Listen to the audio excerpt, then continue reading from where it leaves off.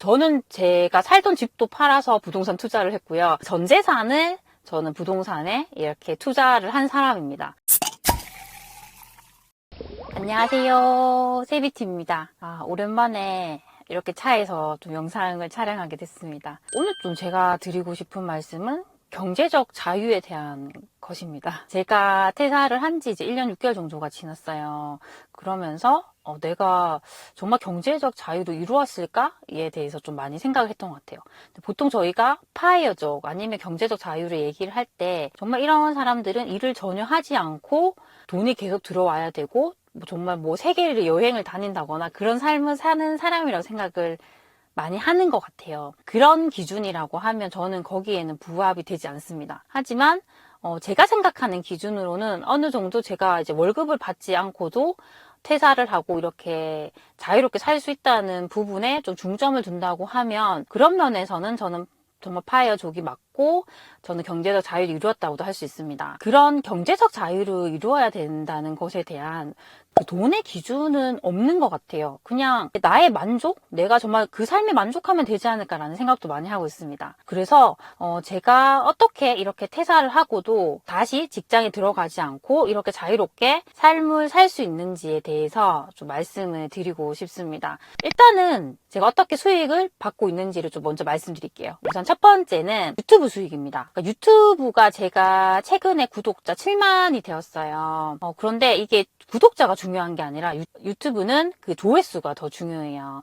그래서 조회수 같은 경우에 예전에 많이 나올 때를 좀 기준으로 하면 그래도 200만 원 이상 제가 유튜브 수익을 받았습니다. 그런데 최근에는 조회수가 예전보다 많이 나오지 않는 경우가 많더라고요. 그렇다 보니까 200만 원이 안 될 때도 있어요. 그래서 그거는 케이스 바이 케이스다. 좀 그렇게 말씀을 드리고 싶습니다. 그래서 좀 이때 좀 당부드리고 싶은 말씀은 내가 구독자도 좀 많이 얻었고 유튜브 광고 수익이 어느 정도 된다고 생각을 하시고 퇴사를 하시는 분들이 있더라고요. 그런 분들을 좀 말리고 싶습니다. 제가 이렇게 해보니까 항상 고정적으로 그 정도의 수익이 들어오진 않더라고요. 정말 저보다 더 잘하시는 분들은 그만큼 들어올 수는 있지만 저의 경우를 이렇게 대입해 봤을 때는 이 수익이 좀 들쭉날쭉했어요. 그래서 이것만으로 우리가 퇴사하기는 좀 리스크가 크다 이렇게 좀 말씀을 드리고 싶습니다. 두 번째 수익은 제 책 인쇄입니다. 제가 작년 12월에 책을 출간을 했습니다. 그런데 정말 저희 소치님들께서 많이 사랑을 해주셔서 책이 정말 제 생각 이상으로 잘 팔렸어요.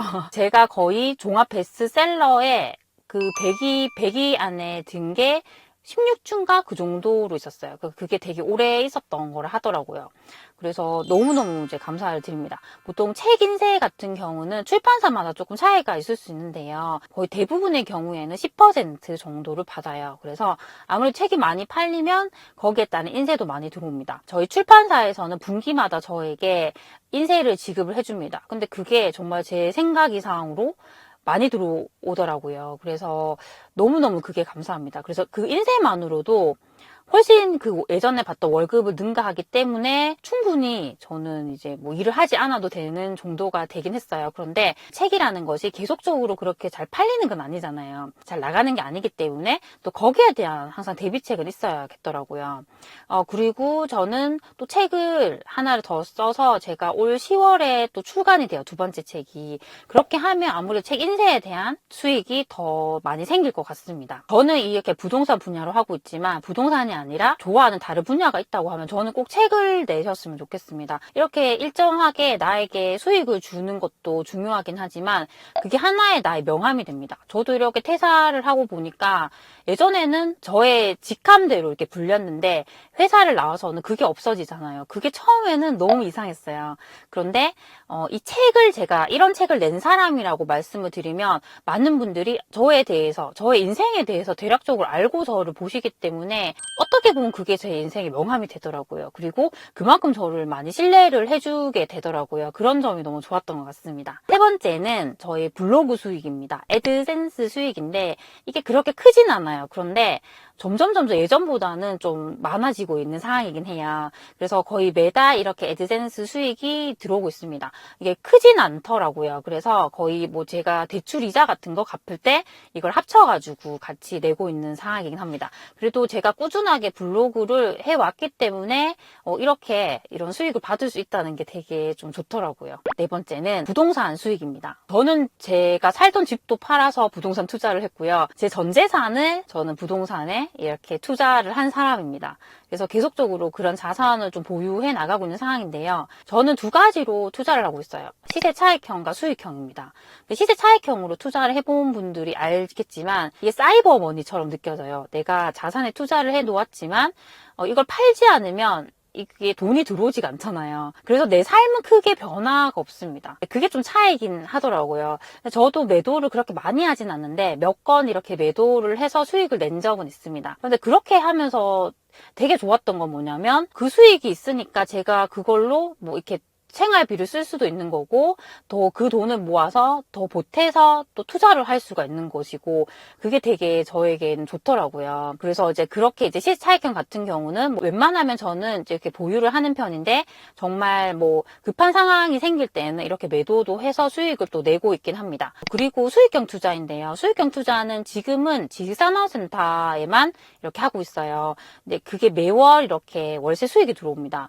최근에 제가 투자를 했던 곳 같은 경우는 워낙 좀 수요가 많은 곳이라서 임대료가 1년도 되지 않았는데 제가 월 임대료를 20만 원 정도 더 높여 받을 수가 있었어요. 그런 식으로 지금 진행하고 있는데 단점은 대부분의 돈이 대출 이자로 빠져나간다는 겁니다. 그래서 이제 크게 월세 수익이라는 게 없긴 합니다. 하지만 그 지상 같은 경우는 제가 항상 말씀드렸지만 시세 차익도 많이 올라가는 종목이기 때문에 저는 장기적으로 보유를 하면서 그렇게 좀 가려고 하고 있는 상황입니다. 근데 추후에는 정말 이제 월세 수익에 대한 그런 투자도 좀 많이 해보려고 하고 있는 상황입니다. 그리고 다섯 번째는 부동산 강의에 대한 수익입니다. 그러니까 저는 이렇게 부동산 강의를 하고 있는 사람이에요. 어떤 분들은 제가 이렇게 강의를 한다 하면 뭐 강의팔이 한다라고 비난할 수도 있지만 저는 이것도 충분히 우리에게 좋은 수익이 될 수 있다고 생각을 합니다. 비단 부동산뿐만이 아니라 내가 잘하는 분야가 있다고 하면 저는 이렇게 강의를 통해서 사람들에게 제공하는 건 정말 좋다고 생각을 해요. 제가 처음에 부동산 투자를 할 때 저는 강의도 듣지 않고 그냥 바로 실행을 했던 사람이라서 제가 실패도 하고 되게 힘들었어요. 그때 제가 느꼈던 건 정말 누군가에게 있어 그런 강의는 이렇게 실패를 하는 걸 정말 줄여줄 수 있겠구나라는 걸 많이 느꼈습니다. 그래서 이제 강의를 계속적으로 하고 있고 그게 저희 이제 파이프라인에 있어서 좀 많은 부분을 차지하게 됐어요.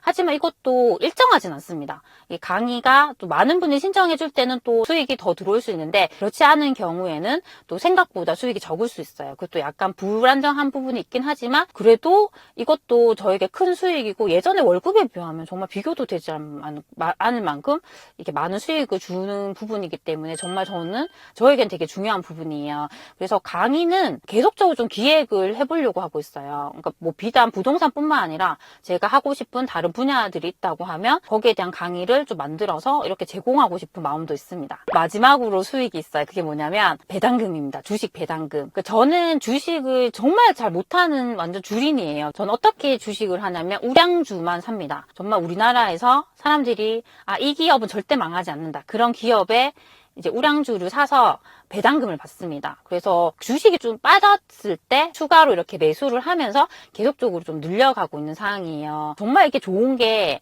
분기마다 배당금이 들어옵니다. 그래서 왠지 이 돈이 그냥 공짜 돈이 생긴 것 같고 약간 그런 생각이 많이 들더라고요. 그래서 그게 되게 좋고 저희 아이들도 주식 계좌를 만들어줬어요. 그래서 또 배당금이 들어오면 또 아이들이 이걸 가지고 자기 용돈을 보태서 또 주식을 더 살 수도 있잖아요. 그러면서 너무 좋은 것 같습니다. 그래서 오늘은 이제 퇴사를 하고 구체적으로 어떻게 수익을 받고 있는지를 좀 말씀을 드렸습니다. 요즘에 되게 많이 드는 생각은 이 파이프라인에서 더 많이 늘려갈 수 있겠다는 생각을 되게 많이 하고 있어요. 나를 좋아하시는 분만 있다고 하면 우리가 뭐든지 해볼 수가 있는 거예요. 그리고 가장 중요한 게 저 역시도 더 성장할 수 있는 부분이 뭐냐면 그런 분들에게 제가 아는 것을 알려주려고 할 때 그냥 저희가 대충 알려줄 수는 없잖아요. 항상 더 많이 공부를 하고 알려줘야 하기 때문에 그게 저에게 있어서 더 큰 성장을 이렇게 주게 되더라고요. 그래서 저에게는 더 선순환이 되는 또 그런 구조인 것 같습니다. 제가 오늘 드린 말씀이 어떤 분이 뭐 들으셨을 때는 아, 저게 무슨 경제적 자유를 이룬 것이야 라고 할 수도 있습니다.